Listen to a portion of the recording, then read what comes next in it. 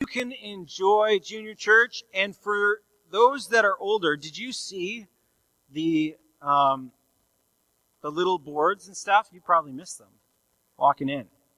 So if you normally would have junior church this morning, you can take a moment and you can walk out to the welcome desk, and there is a little activity sheet for you that you can work on during the service. Does that sound good?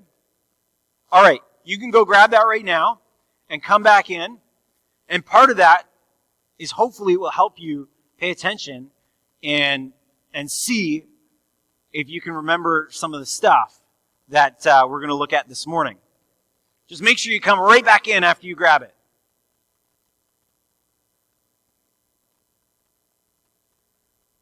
And all the adults are thinking, I want an activity sheet.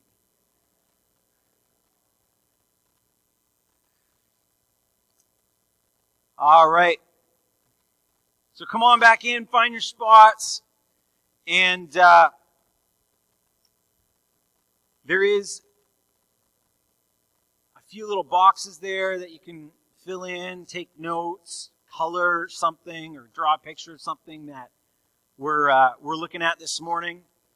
There's also a fill in the blanks, which will lead to answers in a word search if you want. And I'm going to give you the first fill in the blank if you're going to do that. I loved, as a young kid, playing hide and seek. Hide and seek.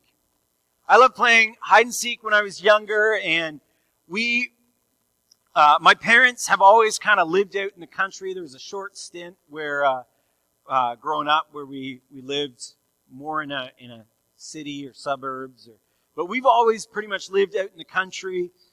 And playing hide and seek when you've got like a bunch of space is pretty fun. Pretty fun. We would go out, we would have to mark boundaries, right? Because if you don't put the boundaries, then it's just, you're never going to find everybody. You're never going to even have a chance at maybe even finding one person. So we'd put out the boundaries, and then we'd start, we'd go hide. Of course, nobody wanted to be it. You always wanted to be hiding. And we just have a great game of that. And I bet you that all of our students here could probably beat me at hide and seek now. If we were to play a game right now, I bet you all would beat me easily. Although, I do have an advantage. I can unlock places that you can't. That might be cheating a little bit, but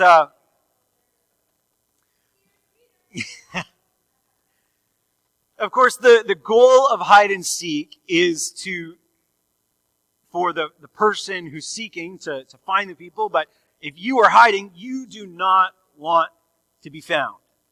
Right? The last thing you want is for someone to see you. And even better than being the last person to find you, or to be found, is to never be found at all. So that you can then save that hiding spot for the next game, right? And see how many times you can use that hiding spot before people know where it is.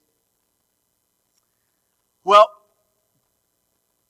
believe it or not, there have been a time where I wished that even though I wasn't playing a game of hide and seek, there were times where I felt like I didn't want to be seen. There were times when I wished that I could be just invisible. And it was like I was playing this game of hide and seek, but nobody else was playing it.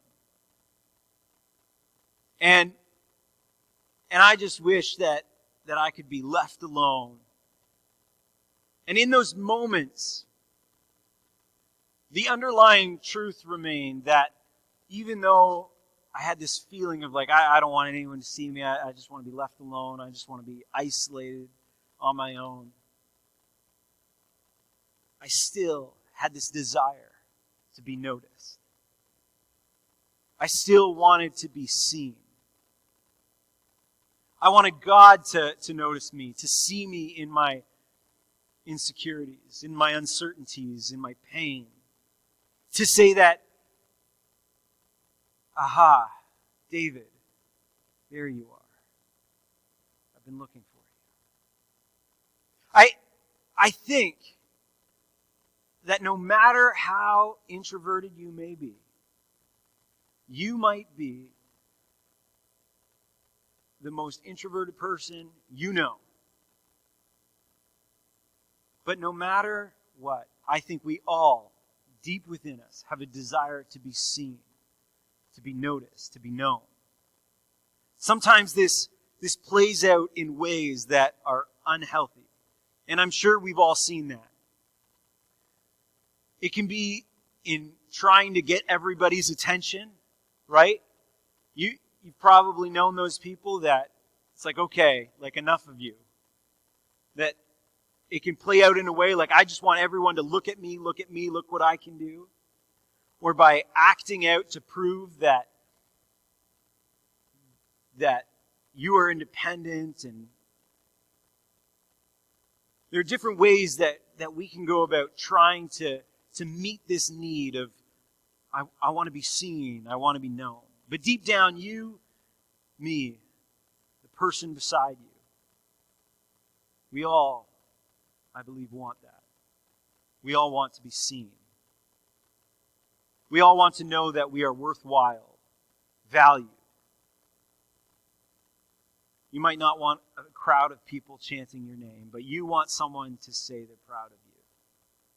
You may not want to have your portrait on display, but you want to know that you belong.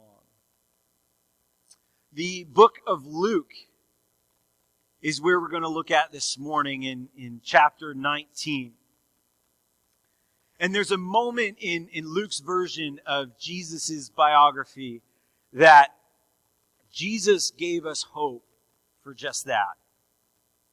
We're going to read of a man who maybe, if you grew up going to church, you remember singing about in kids' church. Zacchaeus was a wee little man. Some of you know that song? Yeah? Well, we're going to look at his story. Of course, this is more than just a kid's story or song. This was part of Zacchaeus' life. And a moment that would radically change it. Let's read in Luke 19, verses 1 to 10. Jesus entered Jericho and was passing through. A man was there by the name of Zacchaeus. He was a chief tax collector and was wealthy. He wanted to see who Jesus was, but because he was short, he could not see over the crowd. Many of you had that experience? A wall of people, and you're like, what is going on? So he ran ahead and climbed a sycamore fig tree to see him, since Jesus was coming that way. When Jesus reached the spot, he looked up and said to him, Zacchaeus, come down immediately. I must stay at your house today. So he came down at once and welcomed him gladly. All the people saw this and began to mutter, he has gone to be with the guest of a sinner. But Zacchaeus stood up and said to the Lord, look, Lord, here and now I give half of my possessions to the poor. And if I have cheated anybody out of anything, I will pay back 4 times the amount. Jesus said to them, today salvation has come to this house, because this man too is a son of Abraham. For the Son of Man came to seek and to save the lost. As people began to swell, hearing about this incredible miracle worker and wise teacher, even more some were starting to realize Zacchaeus wanted to see. But he had 2 major barriers. Zacchaeus was short. He was short. He couldn't reach the things on the top shelf. He couldn't see above people.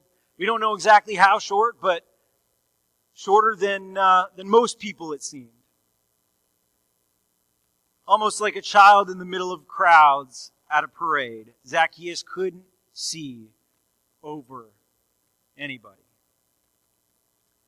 And the second barrier, though, was that Zacchaeus was disliked, maybe even hated.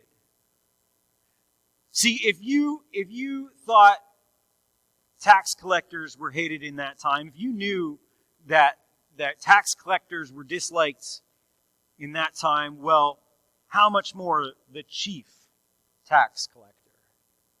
See, Zacchaeus was the chief tax collector of his area. And it was as at some point he had given up on his people. He had given up on his people in favor of getting rich off their taxes and serving the enemy, Rome. No one, and I mean no one, was going to move or accommodate Zacchaeus in any way. Whereas a kid in a crowd, I remember being lifted up by my dad onto his shoulders so I could see what was going on. Or maybe sometimes people would move out of the way so that you could see something. Nobody was going to do any of that for Zacchaeus. And it's at this moment you and I are invited to ask ourselves, what prevents me from seeing Jesus? What barriers are there in place that prevent us from seeing Jesus? And you might think, well, he's not here, so I can't see him. And while physically that's true right now, spiritually, Jesus wants us to see him. Unlike Zacchaeus, we can often allow our failures or flaws to get in the way. I'm not good enough. Sometimes we ignore him. Other times we try and hide from him. What prevents you from seeing Jesus? And while Zacchaeus had every reason to give up, he could have looked at himself, be like, I'm not tall enough, people don't like me. And let's be honest, I don't belong with somebody like Jesus. He had every reason to give up, to pack it in, and go back to his wealth and luxury. To his credit, Zacchaeus found a way. He had probably heard about Jesus as many people had that day. Maybe he had even heard about Matthew, another tax collector who was following Jesus. Heard about that man who left his position, left everything to follow Jesus. Who could this guy be? I want to know. What was worth giving up so much? No matter what people might think, Zacchaeus decided to climb up a sycamore fig tree to see Jesus. Might have looked like that. Based on the time of year, it probably would have been full of leaves. We don't know for sure. But it probably would have been full of leaves and possibly even in the stages of an early crop of fruit. And while we don't know whether or not there were figs, Jesus would ensure that this tree did indeed bear fruit. And so Zacchaeus waited for Jesus to approach just to see him before he goes back to work or goes back home. And in that moment, Jesus saw Zacchaeus. See, Zacchaeus, he wasn't playing hide and seek, but if you've ever played hide and seek outside, you know that climbing a tree can be a pretty good place to hide. Or dangerous too. Yeah. Now, this tree, we'll go back to that tree. This tree, seems like not too hard to climb. and would have provided some cover, right? I think that'd be a pretty good place to hide if you were playing hide and seek. And so Zacchaeus wasn't playing hide and seek, but it could have been a hard place to really see somebody. We don't know exactly. But here's one thing I do know. Zacchaeus has been watching you this whole time, and you didn't know it. You didn't see Zacchaeus watching you this whole time. And you're probably thinking, what?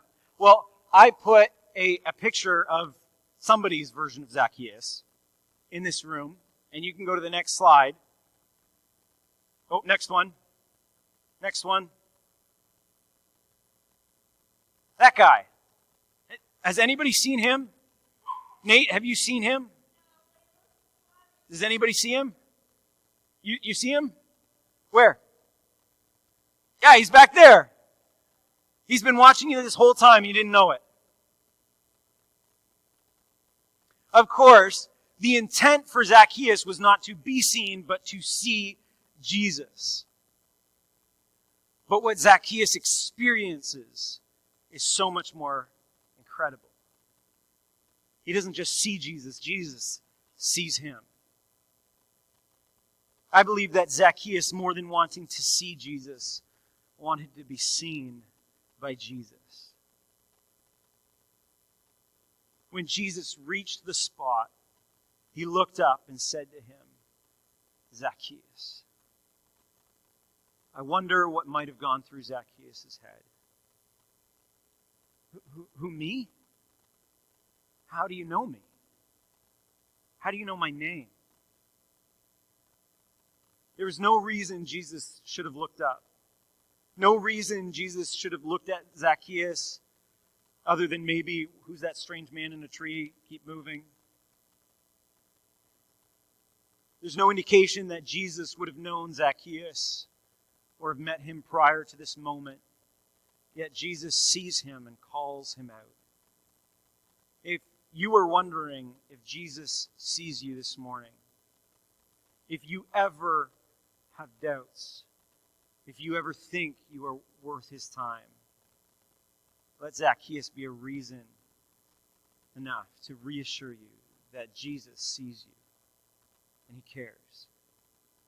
Amidst the noise, amidst the crowds, the busy schedules, the responsibilities, in the middle of being pulled every which way by rules, desires, needs, and relationships, Jesus sees you. He sees you. And he's saying to you the same thing that he said to Zacchaeus. I must stay at your house today. Whether at your home or at work or in the grocery store, Jesus wants to be with you in every aspect of your day. You know what's more meaningful to me than going and doing something by myself?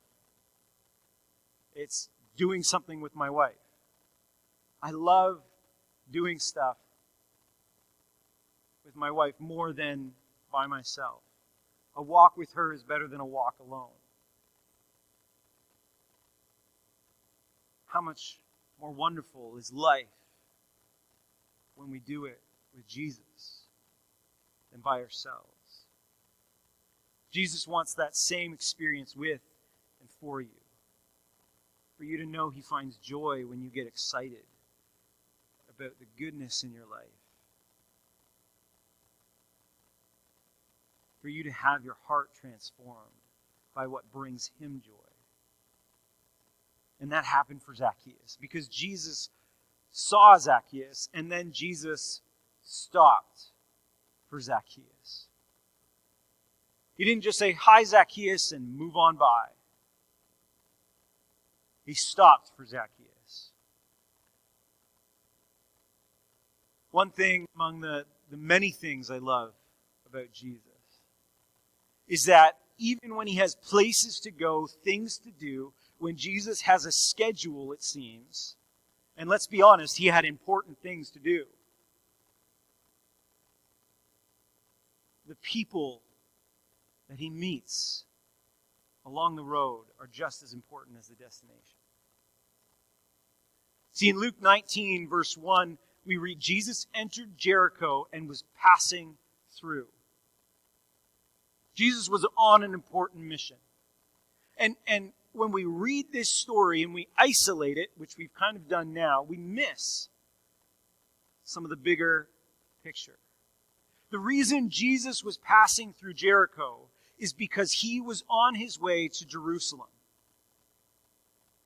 where he would be welcomed by crowds, only to be later arrested and killed. See, if any mission of Jesus was important, any journey of Jesus was important, it was this one. And Jesus could have had that on his mind. I don't know about you, but sometimes I struggle with figuring out different things when I've got a big thing looming ahead of me. A big event, or like, I got to get this ready. I can't deal with that. I can't deal with that. Like, I just need to get this done. Once that's done, I can do other things. And yet Jesus, with this big thing ahead, stops for Zacchaeus. He saw him and he stopped for him. He took the time to have a meal with this guy that nobody would have wanted to be seen with. And he invites the same thing for you. In the book of Revelation, in one of the letters you can read of to one of the churches, Jesus reminds us that this moment with Zacchaeus wasn't just a one-off event, but an ongoing invitation. See, he writes, "Here I am. I stand at the door and knock. If anyone hears my voice and opens the door, I will come in and eat with that person, and they with me." And sometimes we can just take that. Sometimes we can just take that and think that's like the initial moment of when you get saved. The initial moment of, okay, I've invited Jesus to eat with me. And while that is true, John, who wrote Revelation and reiterated this message to the church, it was written to a church who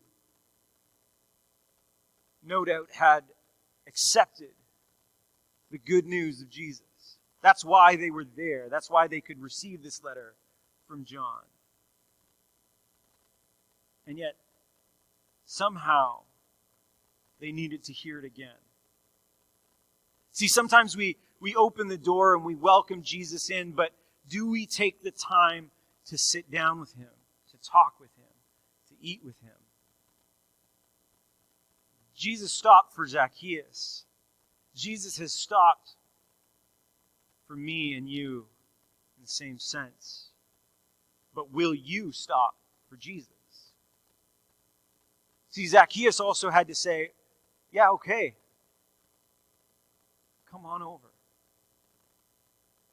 I hope the fact that you are here this morning points to the reality that yes, you will and you do stop for Jesus. This is part why we gather on Sundays. To say, I'm going to take some time out of my week, the busyness, the chaos of the world, and stop for Jesus.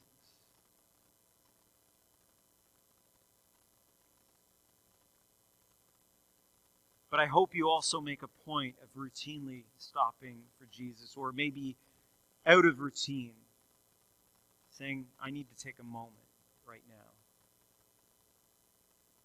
Of course, I don't want you to think that this plays down the moment where Jesus first meets you, where Jesus first met Zacchaeus.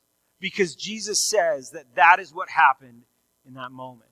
That Jesus saved Zacchaeus.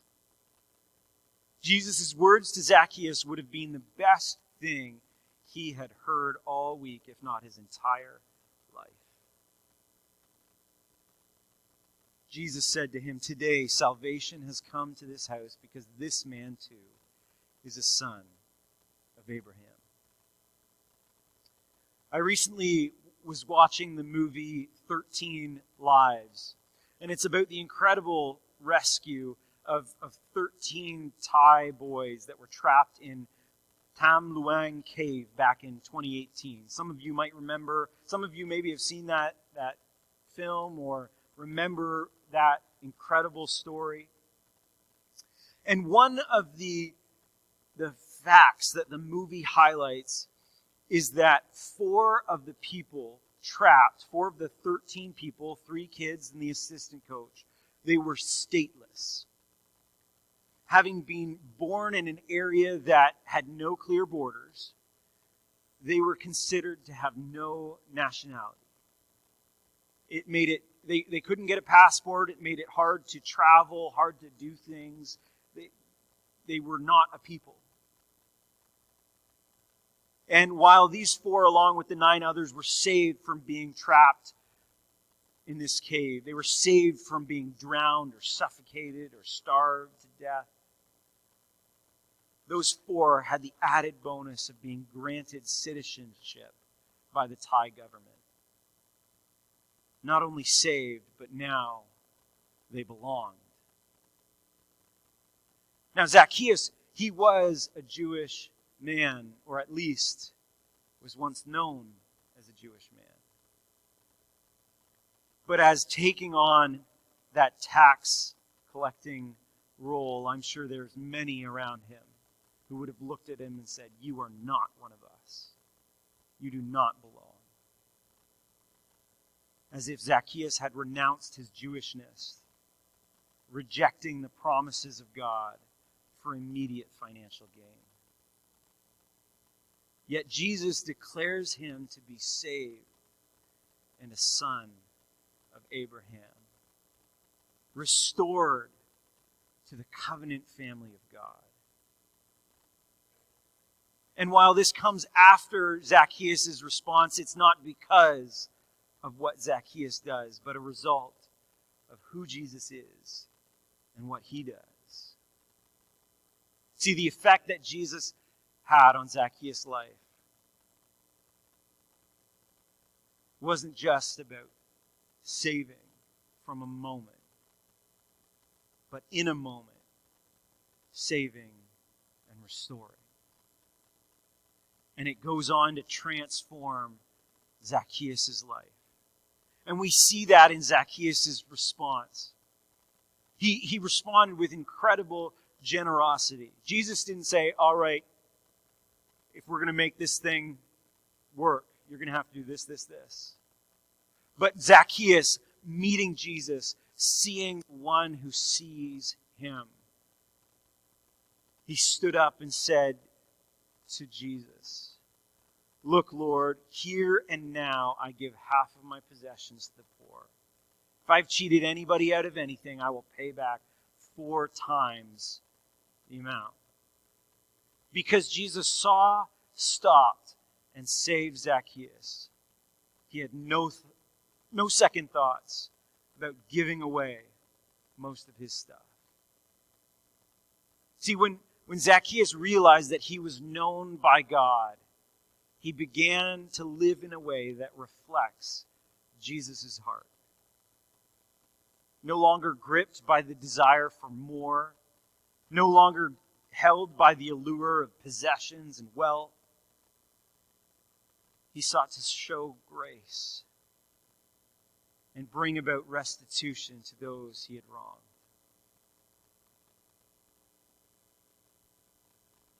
See, Zacchaeus didn't just see Jesus. He wasn't just seen by Jesus. He was known by Jesus, and it changed his life. And then it changed the lives of those around him. You might not be climbing a tree, but the cry of your heart is to be known by God. You want to know that you are known by the one who made you. That when you came into being, you meant something. Our world today seems to have this message that, and operates under this idea that you and I just happen to be here. That society goes on and and we find our own meaning, our own purpose. I'm sorry, I can't get my head around that. I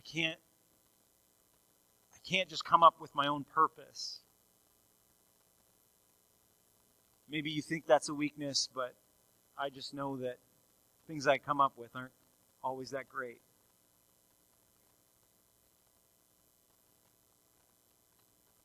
And I just see that at the end of the day, when this world is destroyed some way, somehow, a galaxy colliding into it, the sun going out, aliens, okay, maybe not aliens, all these different ways that they say the world's going to end, my meaning will just be as meaningful as if things never had existed at all. And yet within us, there seems to be a longing to be seen, to be found, to be known. And we, like Zacchaeus, we fill that void with things that we can get our hands on. But when we turn to Jesus, when we listen to Him, we find in Him and only in Him are we truly known and have purpose.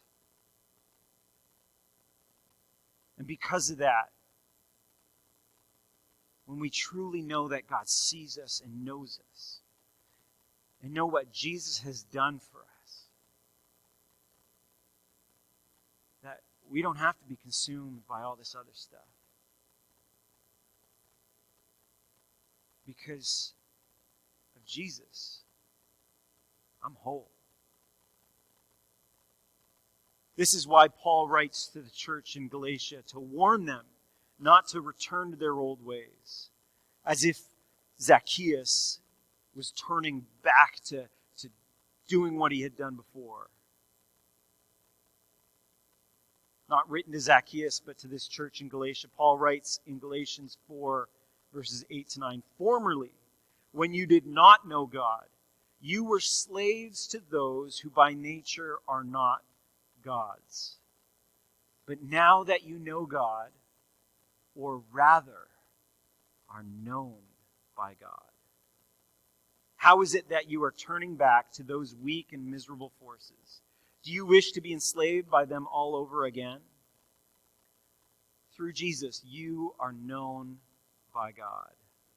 No amount of money, no amount of toys, no amount of vacation, summertime, friends, accomplishments, whatever will ever come close to being known by God.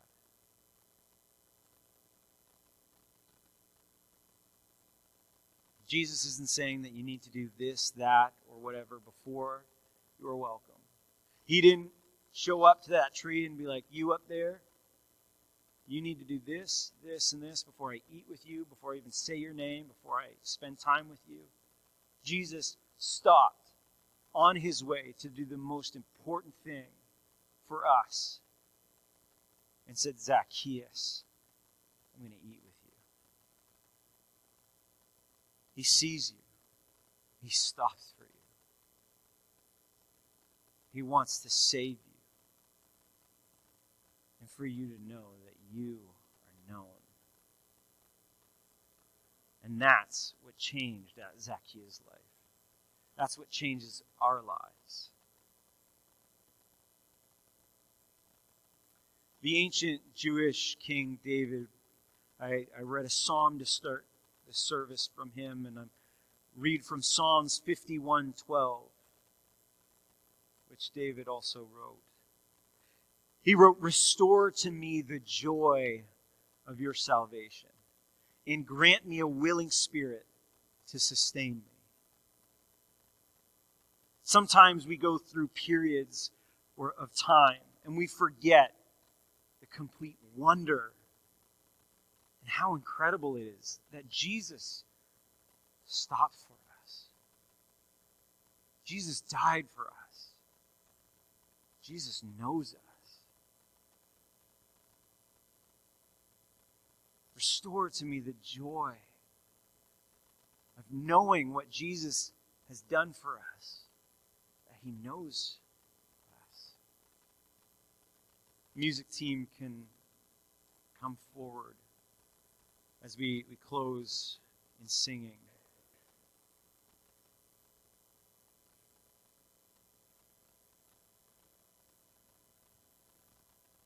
Maybe this is the first time that you've really considered or really feel that, yeah, I needed Jesus to know me. I need Jesus to know me. I invite you to call out to him. Say, Jesus, as we sang, Jesus, just come. I need you. I need what you've done for me. I need to know that you know me. And you can know that because he died for you. He rose to life for you and offers you that life. Or maybe you've been going for years and years, and you're in a moment where it just feels like, I know all the truths. I know all the stuff. I've read my Bible, or like, but God, it really feels like you don't know me, or feels like you're not there. Jesus knows you. He's calling your name. He wants to spend time with you.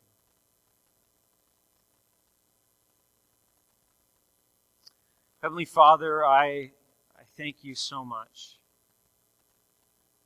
for all that you have done for us. God, that you would put a plan in place to show us that you cared. That you didn't just go about making more and more and just leaving us be, but Jesus, that you showed up. You stopped. You saw us. Jesus, we can never be thankful enough for the incredible ways that you have shown us how much you love us. Not just the teachings, not just the miracles, but your very life. You gave it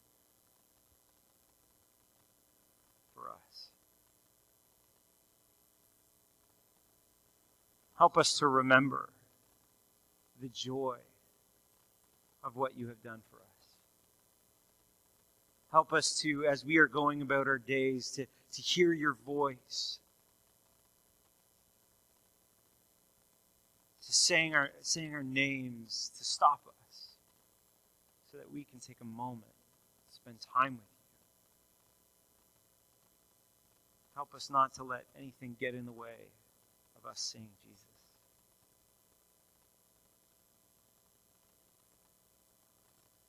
Because he's what we need. You are what we need. Pray this in Jesus' name. Amen. I'm going to test the team here a little bit.